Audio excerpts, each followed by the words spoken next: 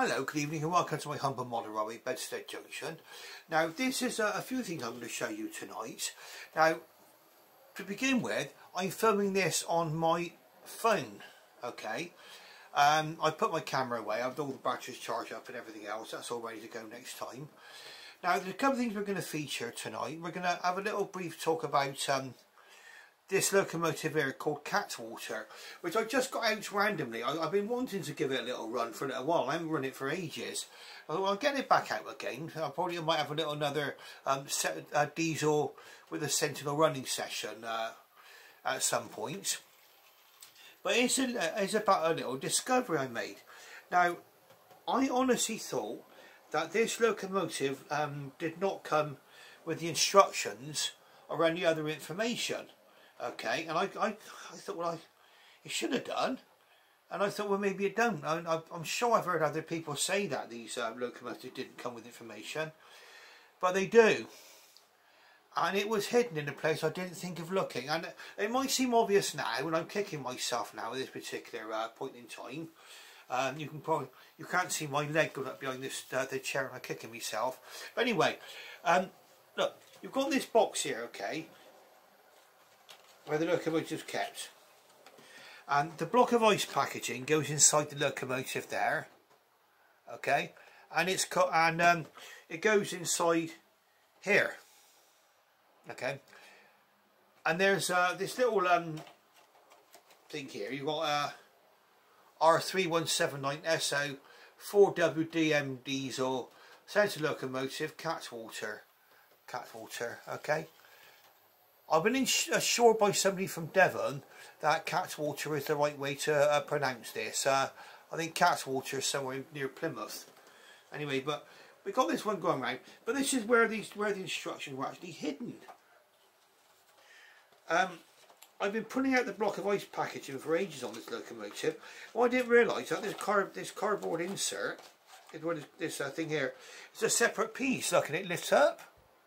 See what I mean? It lifts up, so it was all hidden under there, under this cardboard insert. And in fact, we do have the instructions. There's a nice little leaflet there with the history of the Sentinel class. Nice touch, Hornby. Thank you very much for that. Fabulous. And also the actual instruction leaflet.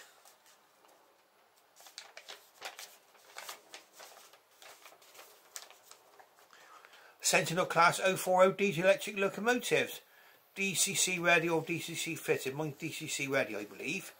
Okay, got all the, you know, it's a proper leaflet that should come with it. And this was all hidden under the cardboard insert. I didn't realise that was a cardboard insert. I thought that was all part of the main box.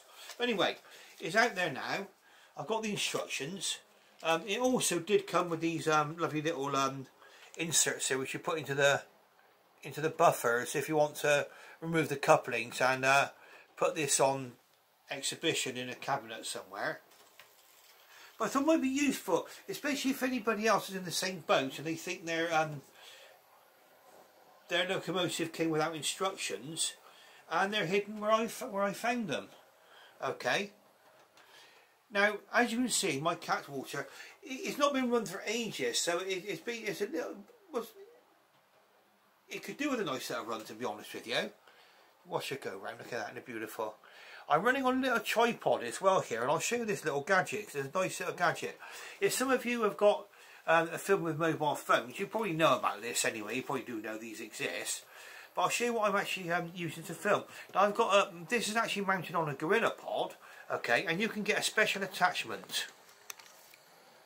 And here it is. There's a Gorilla Pod, look, with the spirit level on it to show, you know, that you've got everything level. And then there's the attachment screws onto the tripod screw there, and your phone gets clamped into here. Brilliant little device. Means you can actually do nice steady shots.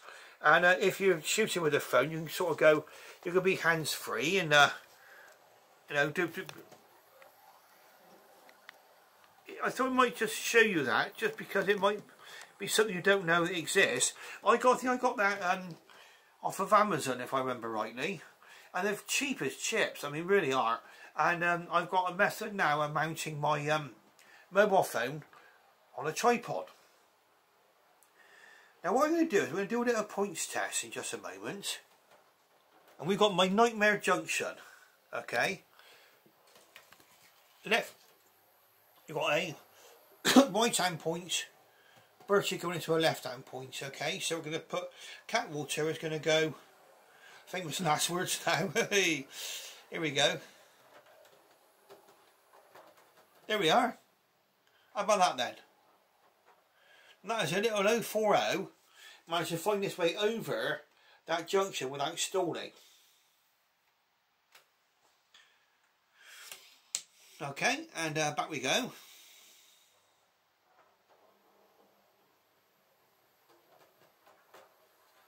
There we are. Went over those points without stalling. Quite nice there. And you imagine that's a Hornby point is just there, and then further on down the line is a Pico point. So I've even got this track, believe it or not, is a mixture of Hornby and Pico track work. Okay, it's all going to be taken apart tonight. It's going to be going away. So it's none of it's pinned down or anything else. It will all come to pieces. Okay, all the buildings will removed, all gets packed away, and these 3 baseboards here are going to be done. I'm going to have to repaint these baseboards actually because they're looking a bit mucky again, aren't they? They've got the oils coming through again. Never mind. But this is what I've been looking at early on. If you want to have a look, I did a repair on this, so there's another video which I've got out. So found a couple of videos featuring this locomotive. This is Tornado, and this one here has not got tender pickups. Okay, and yes, it's nice to have tender pickups on a locomotive. I mean, you obviously guarantee you've got all the extra continuity you will get with tender pickups and everything else. This one's got no electrical connection between the tender and the locomotive, none whatsoever. But it seems to go around my layout quite well. I mean, again, it seems to go around without stalling and everything else. And I was thinking, you know, back in the old days when a lot of people had their Hornby trains, none of them had tender pickups. And if you watch Oscar Paisley's site, he's got some old vintage Hornby stuff going round. I don't think any of those locos have got extra pickups for the tender, and they seem to manage quite well as well. So I think it's lovely. It's nice to have pickups in the tender, okay, and the electrical connection between the two. And I think that is something which has become necessary with a lot of DCC if they wanted to fit, you know, sound in the tender and that sort of stuff. This one's got the DCC socket in the loco. But I thought, just out of interest, I thought we'd talk about pickups as well, because this one seems to manage quite well.